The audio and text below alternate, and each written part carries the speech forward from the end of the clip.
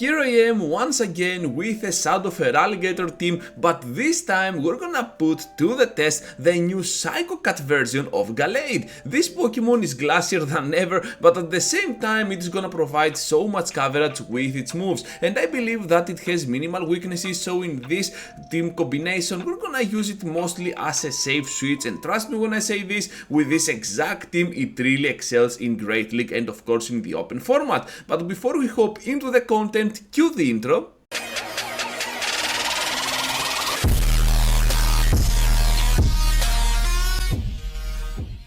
Let's begin now with our Charjabug up in front facing the Escavalier. This is obviously kind of a weird matchup because if they get to the Megahorn and it goes in unshielded, we might actually lose this individual lead matchup. So here comes now my discharge, they are gonna take it and I'm just gonna block just in case they have charged up to that Megahorn, but instead we end up blocking the drill run. It doesn't matter, we still have a lot of energy to spare. The discharge is coming up on that weird Skeledirge, which is kind of a core breaker for us. The only severe Pokemon that we can throw up against them is going to be Feraligatr, and at this point I'm thinking that perhaps I need to let my Gallade go down. I know that this is a Gallade video, but still it is gonna prove itself later on this content. So now Feraligatr is gonna go in, I have to respect the damage from a potential Shadow Ball obviously, so I'm just gonna block here, and at the very end they have the Swampert. So Swampert is not Shadow, which means that they might actually survive one Hydro Cannon, and as you can see here we managed to get on the double Hydro Cannon of our own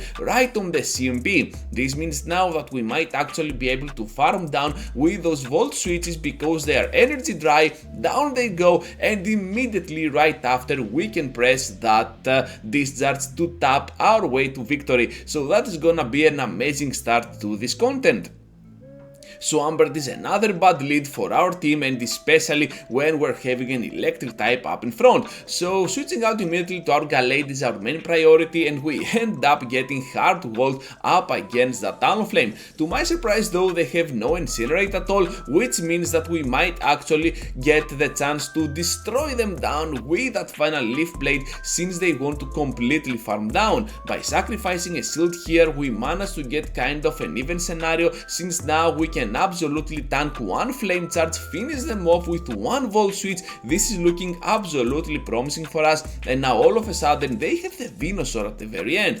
Definitely my opponent has done some mistakes here, not about the Incinerate since they used the Fire Spin, but because now they have the wrong alignment, since we can have kind of the upper hand with that severely hit Venusaur at the very end at this point. So down we go now to that Hydro Cannon, and you know what, if we can block here the Earthquake, we might actually be able to completely farm down and get out of here with 100 energy, but they end up going for the bait. It doesn't matter, this cannot be an Earthquake anyways, so here comes now a double Hydro Cannon from our own side now to theirs. Here comes the first one for the shield, the second for the knockout, up against the Venusaur. Even when resisted, Feraligatr just doesn't care, and we managed to get a big victory for our team. Sandslash is another bad one, so we're just gonna keep going at it with our moves. Well, it's not that bad now that I'm thinking about it, because we can definitely survive one move and perhaps a second one. We have a rank 1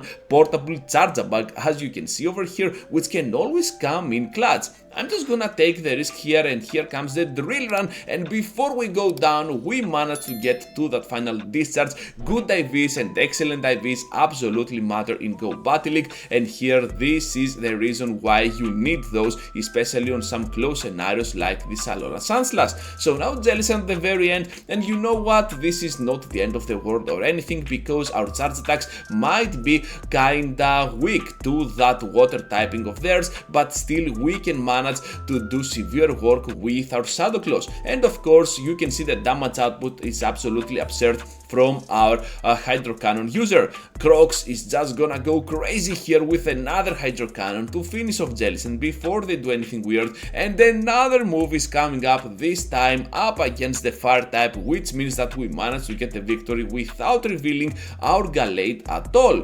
Into the next battle now with a Deox up in front. This Pokemon can be pretty troublesome and pretty challenging for our backline, so we managed to get a very good lead with our Chargeback. Let's see how this is gonna end, because they end up catching on the Gligar that X-Scissor. I was not supposed to like this one, but still I'm just gonna take it, because now I can reveal my Feraligatr, excuse me, since we can get now to back Hydro Cannons. One to get the shield, and as you can see here, we can get at that Hydro Cannon rates pretty much at the same time they do to their RLAs, so we can definitely take advantage of that. I'm just gonna go for the shield here, because I have a feeling that I'm just gonna get there before they do anything weird, but they managed to catch now on that Deoxys. You know what, this is not bad or anything, because we can still overfarm now with our Volt Switcher, and at this point I have the X-Scissor ready to go. I know that they need a little bit of extra energy on that Gligar to get to their move, so whenever I see the Gligar on this individual matchup, I'm just gonna throw as soon as possible my Discharge to finish it off, and of course right after we wait to see what they might be having at the very end. Unfortunately for us, there is gonna be the Feraligatr, and right before we reach to the Leaf Blade and them reaching to the Hydro Cannon, we managed to catch on our own Feraligatr. The reason I knew they were gonna throw is because I was getting super close to my Leaf Blade as well, and I could win that CMP race, so that's why I managed to catch on my Feraligatr right when they reach to that 5th Shadow Claw. So into the next battle now, and we're having a kinda good lead up against that Empoleon, because of our electric typing being super effective to those water types. So on the switch we meet up with the Trevenant, and to my surprise they win here the CMP. I was hoping that we could win the CMP. I'm still getting adjusted to those matchups that Feraligatr is having, because I have no clue about the stats of this Pokemon. I should have looked up the stats, but still I was kinda bored to do so, okay? And it's too early into the season, so I'm just gonna sacrifice some battles along the way to learn the individual matchups anyways. So here comes now my Chargeback, which is definitely gonna have the upper hand over the Meganium, and I'm just gonna go here for those X-Scissors. I know that they need to get their hands on that Frenzy Plant if they want to have any chance at all, and now that they are shieldless, I'm just gonna go ahead and overfarm as much as I can with those Psycho Cuts, and absolutely get to the point that a couple of close combats can absolutely finish them off. Here comes the first one for the one-shot against the King Penguin, and one more for the Meganium. Two starters out of the way because of the double close combat. Let's get it, trainers, and now let's move forward into the next battle with a trainer that told me that they have won against me 3 times already in their Go Battle career, and yeah, that is absolutely devastating for me. Anyways, let's see if we can win this time, since we're just gonna go for those Leaf Blades up against their Switch Pokemon. Of course, Mountain here is gonna be another core breaker for us, because of the ability of its own to tank the moves, and at the same time can provide extra coverage for my Feraligatr. So Mountain will eventually finish me off, but Chargeback now can easily go in and start farming down all that crucial energy. They have Water Pulse, which was already a very good move for this season, and right after, Crocs is just gonna return into the battle and do whatever it can up against Hakamo. I really hate Hakamo with this team, because we have nothing to throw up against that Pokemon, and obviously it is just gonna destroy us down with those Dragon Tails. But let's see how this is gonna end in the end game, because another Hydro Cannon is imminent. Their Feraligatr will just farm it down, and we cannot win the CMP here, so I'm just gonna let that move go through, and eventually we're gonna go down. Into the final one now, trainers, and let's see how this is gonna go, because we definitely need this big win, but they have a Leaky Tank that early into the season.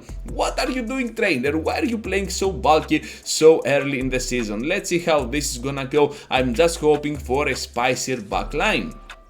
So Body Slam here can easily be taken, but the second one not so much. So we're just gonna throw here the X-Scissor before they reach to another charge attack, and in a weird effort to reach to another X-Scissor, we get destroyed down by those Body Slams. It doesn't matter, now Gallade can easily go in, start farming down all that crucial energy, and if they have a severe counter to my Gallade, well, I will be sad. So let's see how this is gonna go. They're gonna wait a little bit. This gives me a little bit of courage coverage, but to be fair, they are having a Cresselia, and overall this is not looking that great for me. I still need to rely on my Feraligatr for the end game, but Gallade can still provide so much coverage with its spammy moveset. Look at how easy it is for it to reach to a single Leaf Blade, and I'm just gonna sacrifice a shield here because I have a feeling that at the very end they might actually be weak to my moves. Able to force the CMP tie here for another Leaf Blade. That was absolutely crucial for us. This is